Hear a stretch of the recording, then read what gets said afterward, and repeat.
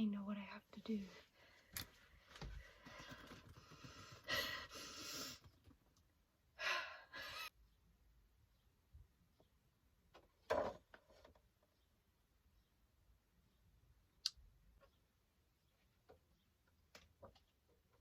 In the last year, Marvel has given us plenty of content. In terms of critic reviews, it's been widely varied, and in terms of audience reactions, it's been even more drastic.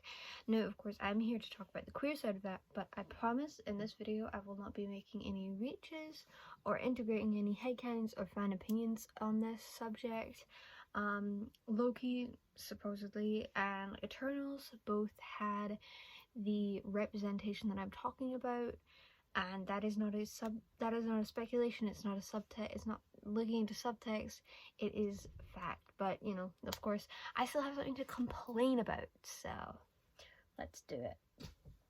Hi guys, hi, it's me, it's Sam.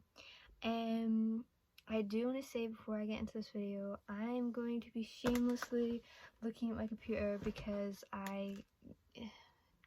first of all, I don't like the way that video looked in terms of like how scripted surrounding it was. the titular characters. I don't like remembering things. I just wrote this and I don't want to have to memorize it, okay? So I'm going to be looking at it. Also, these glasses are not a prescription. They just look nice, so don't even try me. So today, also ignore that because I'm going to kill someone if I have to put that up one more time. God.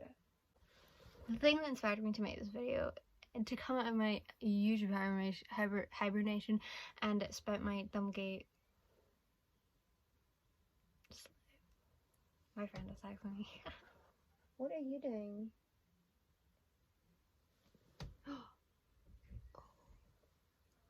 Our cat came back after being missing for months. She's fine, but she's not a big fan of Helios. Helios, come here.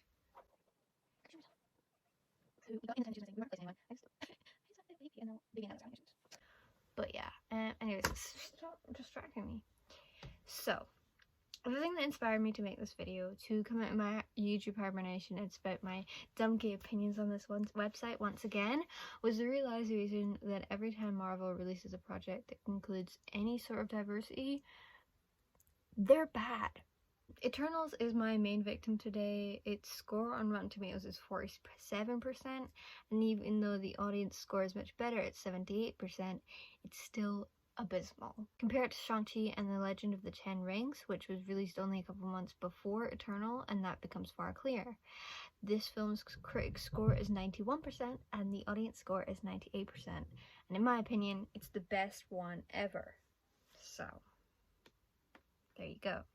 Now, of course, with the more generalized statement of Marvel films being with diversity being bad, we have to address that in this comparison, Shang-Chi had Marvel's first Asian lead. And some may argue that the Asian history and mythology used in Shang-Chi is what made it so amazing. Even with the massive wave of hatred that has been shown towards Asians in recent years, the film did insanely well upon release, making $432 million US at the box office. Eternals included the first gay Marvel character, the first deaf Marvel superhero, as well as the main cast being ethnically diverse with the first Korean and South Asian Marvel superheroes. This, of course, impacted responses from critics and audiences, and that was the biggest excuse fans had when they found out those scores. These people are homophobic and racist, so they reviewed it purely. But in my personal opinion, the diversity of the film was certainly not its issue, and it was just a bad film. To put it simply. The issues many have with Eternals varies, from the fact that it's difficult to connect to the 7,000-year-old immortal beings with names based off Greek mythology, the fact that it's such a large cast, they have to kill off 2 characters before they're all even introduced, the fact that it's set in the MCU, so yeah, of course they're not going to end the whole world, The fact that none of the other MCU content have mentioned that there's a giant stone hand that appeared one day, and then a few people got kidnapped by a giant face in the sky. There's a lot wrong with this film, and it just begs the question of why did they have to taint all of the great steps that this film made for Disney with bad writing and poor characters? They've wasted amazing characters, even better actors, and many fans' faith in diversity in this genre on this film, because, as we've learnt from Captain Marvel, the characters' fates were decided the second the film was released. Captain Marvel is one of my favorite characters. I love Brie Larson, and I believe the character has a lot of potential.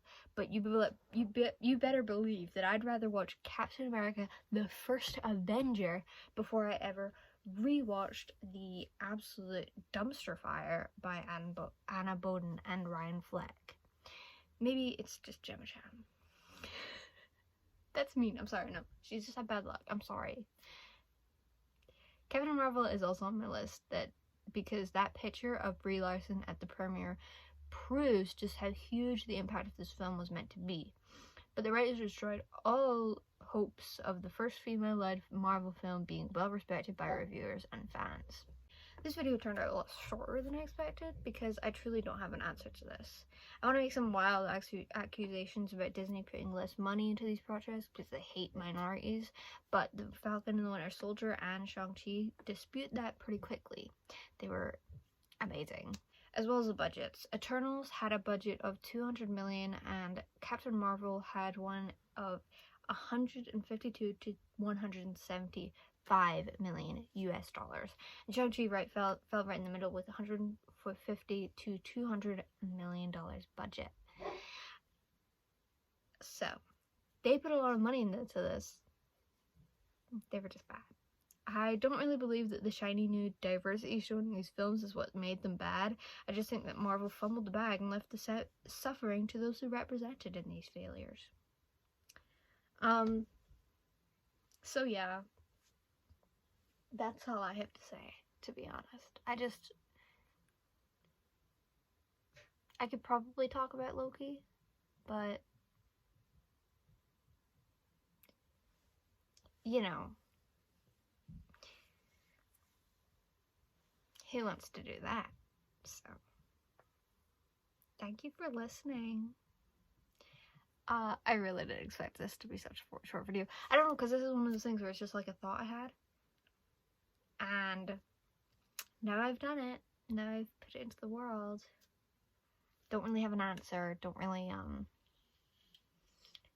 have an explanation for that one. Just Marvel isn't doing so hot.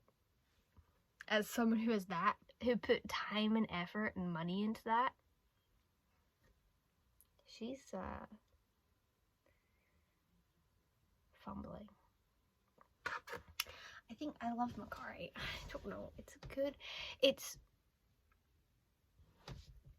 I think I've mastered outros. That was so concise and clear. Guys, thank you for watching. Bye.